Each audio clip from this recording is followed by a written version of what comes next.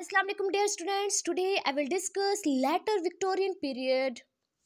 आज का मेरा टॉपिक होगा लेटर विक्टोरियन पीरियड। इससे पहले मैं अर्ली विक्टोरियन पीरियड को डिटेल में डिस्कस कर चुकी हूँ। आज मैं डिस्कस करूँगी लेटर विक्टोरियन पीरियड। इस टाइम पीरियड के ग्रेट पोइट्स, इस टाइम के great novelist and pros writer, ये सब आज के लेक्चर में डिस्कस होने वाला है। और इस पीरियड के विक्टोरियन पीरियड के ग्रेट प्रैक्टिस्टिक्स भी मैं डिस्कस करूँगी। सो स्टार्ट करते हैं आज की अपनी वीडियो।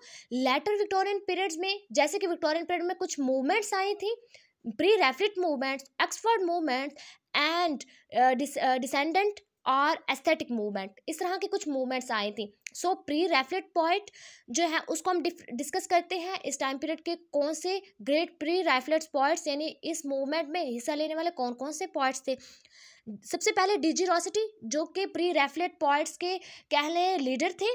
क्रिस्टिना रॉसिटी, इनके sister William Morris and Swinburne, ये चार प्री रैफिट ग्रेट पोएट्स हैं। जो ये प्री रैफिट पोएट्स थे, ये सिंपली ब्यूटी पर बिलीव करते थे, सिंपली इन ब्यूटी में इंटरेस्टेड होते थे। इनकी पोइट्री कोई प्रोफेटिक, कोई फिलोसफिकल नहीं होती थी, कोई इंटेलेक्चुअल पोइट्री नहीं होती थी, बल्कि इनकी poetry simply in beauty, beauty in rhythm, beauty of imagery, beauty in diction. So ये चीज़ें जो है ये लोग तलाश करते थे और इसी पर वर्क करते थे। सो इस टाइम पीरियड के यानी प्री रैफिट पोइट्स के ग्रेट पोइट लीडर डीजी रॉसिटी को हम डिस्कस करते हैं। डीजी रॉसिटी ग्रेट पोइट, इन्होंने बहुत अच्छा वर्क लिखा और इनकी पोइट्री, और ये बेटे थे गैब्रियल रॉसिटी के। इनका नेम जो है वो डीजी रॉसिटी बाद में पढ़ा, पहले इनका नेम, फर्स्ट नेम इनका था चार्ल्स डेंटे रॉसिटी। और ये लीडर हैं प्री रैफिट ब्रदरहुड या कह लें प्री रैफिट मूवमेंट के। और इन्होंने ड्राइंग को स्टडी किया। इनकी पोइट्री बेसिकली दो ग्रुप्स में डिवाइडेड है, पर्सनल एंड इम्पर्सनल। अब इन्होंने जो पर्सनल पोएम्स लिखी वो दांते एट वेरनिया हो गया, स्टीम सीक्रेट हो गया, ये इनकी पर्सनल पोएम्स हैं। और इन्होंने जो है द पोर्ट्रेट भी इन्होंने एक पर्सनल पोएम लिखी। इसके अलावा इनकी इम्पर्सनल पोएम्स में the blessed damozel, the white ships, the king's tragedy, ये फेमस इम्पर्सनल पोएम्स लिखी। इसके बाद हम डिस्कस करते हैं क्रिस्टिना रॉसिटी को, जो सिस्टर थी डीजी रॉसिटी की। ये बहुत ज़्यादा इंस्पायर थी डीजी रॉसिटी और उनके वर्क को फॉलो करते थे और उनके तरह ही लिखने की कोशिश की इन्होंने। लेकिन इनके जो लिरिक्स थी वो डीजी रॉसिटी से डिफरेंट थे। इनकी लिरिक्स लाइटर हैं डीजी रॉसिटी से। इनका famous work goblin market, time flies, the princess progress and the face of the deep, इस तरह के फेमस वर्क लिखे क्रिस्टिना रॉसिटी के ने। इसके बाद हम डिस्कस करते हैं इस टाइम पीरियड के एक और ग्रेट पोएट विलियम मॉरिस। इन्होंने ग्रेट वर्क लिखा और ये बेसिकली डिज़ाइनर और डेकोरेटर थे और ये इंटरेस्टेड थे मिडल एजेस में। मिडल एजेस में विलियम मॉरिस बहुत ज़्यादा इंटरेस्टेड थे और उन्हें से इंस्पायर होकर इन्होंने वर्क लिखा। जैसे कि इनका फेमस वर्क है earthly paradise, famous work of William Morris. इन्होंने और भी वर्क लिखा जैसे कि the defence of Guenevere, the life and death of Jason, the life and death of Jason, the most famous work of William Morris. इसके बाद हमारे पास great एक और पोएट हैं स्विनबर्न, ये भी मेंबर थे किसके, प्री रैफिट पोएट्स के। इन्होंने अपना ग्रेट वर्क लिखा एटलनेटा, इना, कैलिडॉन, लॉइस, वेनिस, वेनरिस, इस तरह का फेमस वर्क चार्ल्स स्विनबर्न ने लिखा। और ये म्यूजिशियन थे, ये पेंटर नहीं थे, म्यूजिशियन थे और ये पर्सनल लिखते थे। और इसके अलावा जो ये स्विनबर्न है ये राइम का बहुत ज़्यादा यूज़ करते थे और ये मास्टर इन मेट्रिकल टेक्निक्स में इनको मास्टर माना जाता है। और ये रोमांटिक थीम्स के साथ अपने वर्क में डील करते थे, जैसे कि Shelley revolt against society, Kings और प्रेस्टवार को हेट करता था। इसी तरीके से इनसे इंस्पायर होकर फ्रेंच रोमांटिक्स पर इसने से इंस्पायर होकर इन किससे इंस्पायर हुए हैं, ये फ्रेंच रोमांटिक्स से इंस्पायर होकर इन्होंने वर्क लिखा। और इनके ग्रेट वर्क जैसे कि मैं पहले डिस्कस कर चुकी हूँ, एल्टेना in a Calydon, the garden of Proserpine, the hymn to Proserpine, the triumph of time, Itylus and rolls, इस तरह का फेमस वर्क जो है वो इसने लिखा। इसके बाद इसके लेटर पोएम जैसे कि स्टडीज इन सॉन्ग, ये इसके लेटर्स कुछ पोएम्स हैं किसकी, स्विनबर्न की। स्विनबर्न जो है वो बहुत ज़्यादा फेमस था अपनी पोएट्री के लिए। इसके बाद ये थी प्री रैफलेट पोएट्स मूवमेंट। इसके बाद एक और मूवमेंट आई थी द डिकेंडेंट और एस्थेटिक मूवमेंट, जो कि ग्रेट मूवमेंट मानी जाती है इस टाइम पीरियड की। ये मूवमेंट जो है, ये मूवमेंट प्री रैफलेट मूवमेंट की फॉरवर्ड में आई थी। और इसमें जो डिकेंडेंट मूवमेंट है, इसका जो ग्रेट सब्जेक्ट था, ये ग्रेट सब्जेक्ट में इसमें लोग थीम या आइडियाज़ में जो है वो इंटरेस्ट नहीं लेते थे। इस टाइम पीरियड के जो पोइट्स थे वो किसी ग्रेट सब्जेक्ट, थीम या आइडिया में इंटरेस्टेड नहीं थे। वो सिंपली राइट वर्ड को चूज़ करते थे, ठीक है, कॉन्सोनेंट हो गया, वोवल्स हो गया, इस तरह के वो जो है अल्फ़ाबेट्स को चूज़ करते थे।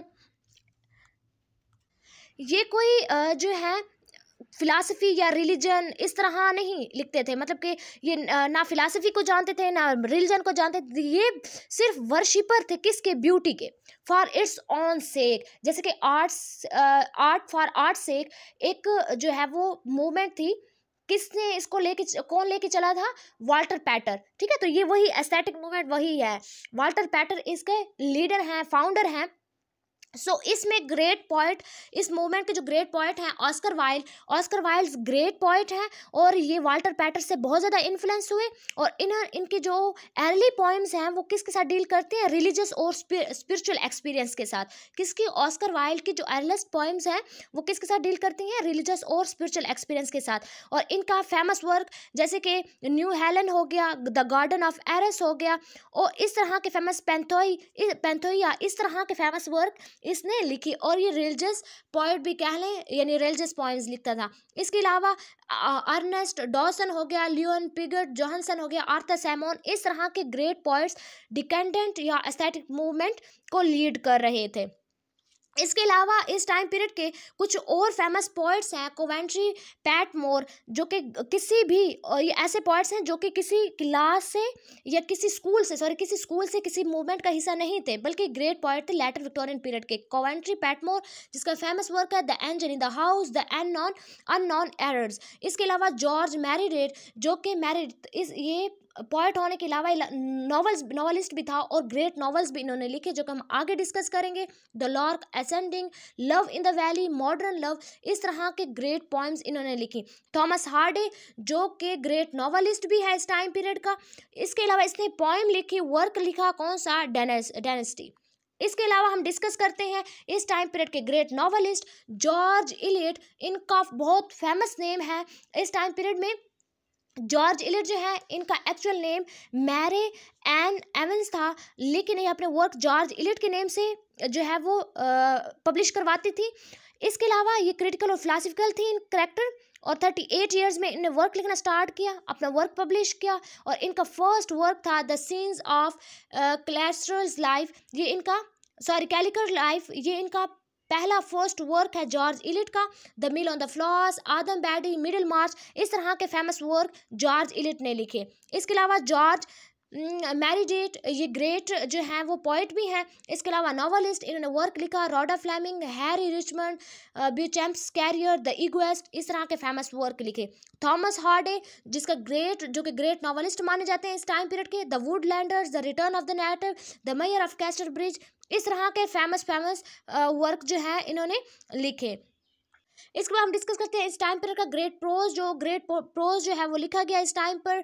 और यहाँ पर एक और बात डिस्कस करती चलूँ, यहाँ पर एक मूवमेंट थी, ऑक्सफोर्ड मूवमेंट। अब वो मूवमेंट, उस मूवमेंट को लीड कौन कर रहा था, जॉन हेनरी न्यूमैन और E.B. प्योसाय इस मूवमेंट को लीड कर रहे थे। और इस मूवमेंट का, ऑक्सफोर्ड मूवमेंट का नाम ऑक्सफोर्ड मूवमेंट क्यों पड़ा, बेसिकली जॉन हेनरी न्यूमैन और E.B. प्योसाय जो इसके सपोर्टर थे, यानी इस मूवमेंट के सपोर्टर थे, ये ऑक्सफोर्ड से पढ़कर आए थे। इस वजह से जो है इन्हें जॉन हेनरी न्यूमैन या फिर ऑक्सफोर्ड मूवमेंट इसको कहा जाता है। तो इसमें कौन से, जॉन हेनरी न्यूमैन जो कि ग्रेट प्रोज राइटर भी हैं और इस मूवमेंट के लीडर भी हैं। कौन से मूवमेंट के, ऑक्सफोर्ड मूवमेंट के। इन्होंने फेमस वर्क लिखा था अपोलोगिया, इसके अलावा ग्रेट प्रोज राइटर है वाल्टर पैटर, जो कि एस्थेटिक मूवमेंट्स के फाउंडर भी हैं, लीडर भी हैं, और इन्होंने ग्रेट प्रोज वर्क लिखा, कौन सा, म्योरस द एपिक्रियन, इस तरह का फेमस वर्क भी लिखा। और ये ब्यूटी पर बहुत ज़्यादा लिखते थे, ये ग्रेटेस्ट थे, लेकिन इन्हें जो है वो ज़्यादा अच्छा रैंक नहीं, मतलब इनका फर्स्ट रैंक था, लेकिन इन्हें ये कैटेगरी ऑफ द ग्रेटेस्ट से बिलोंग नहीं करते थे।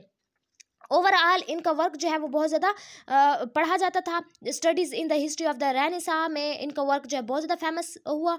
सो ये किसका वर्शिपर था, वर्शिपर ऑफ ब्यूटी। सो ये थे इस टाइम पीरियड के great poets, later Victorian period के great poets, great prose writer and great novelist. अब हम डिस्कस करते हैं इस टाइम पीरियड का करेक्टरिस्टिक्स। इंडस्ट्रियल रेवोल्यूशंस है, सोशल हायरार्की है, morality and values. Industrial revolution, इस टाइम पर इंडस्ट्रियल रेवोल्यूशन चल रहा था, न्यू न्यू टेक्नोलॉजीज आई थी, न्यू न्यू शिफ्टिंग आई थी, सोशल स्ट्रक्चर बिल्कुल शिफ्ट हो गया था। सोशल हायरार्की यानी इस टाइम पर aristocratic family, middle class and working class को डिस्कस किया जाता है। मोरालिटी एंड वैल्यूज़, हम डिफरेंट वर्क को रीड आउट करते हैं जिसमें हमें ये पता चला इस टाइम की मोरालिटी का।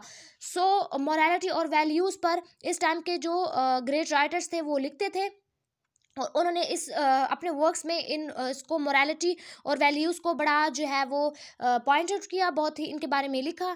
लिटरेचर एंड आर्ट्स की बात की जाए तो ग्रेट लिटरेचर आया था इस टाइम पीरियड को, एलिजाबेथ के बाद इस टाइम पीरियड को ग्रेट टाइम पीरियड माना जाता है। लिटरेचर के लिहाज से बहुत फेमस वर्क लिखे गए, Thomas Hardy, Charles Dickens, Bronte sisters जैसे, जॉर्ज इलियट जैसे ग्रेट जो है वो ऑथर्स थे इस टाइम पीरियड के। साइंटिफिक प्रोग्रेस भी जो है इसमें देखी जाती है, यानी कन्फ्लिक्ट था इस टाइम पीरियड में साइंटिफिक और रिलीजन्स के दरमियान, और डार्विन थ्योरी भी इस टाइम पर जो है वो आई थी।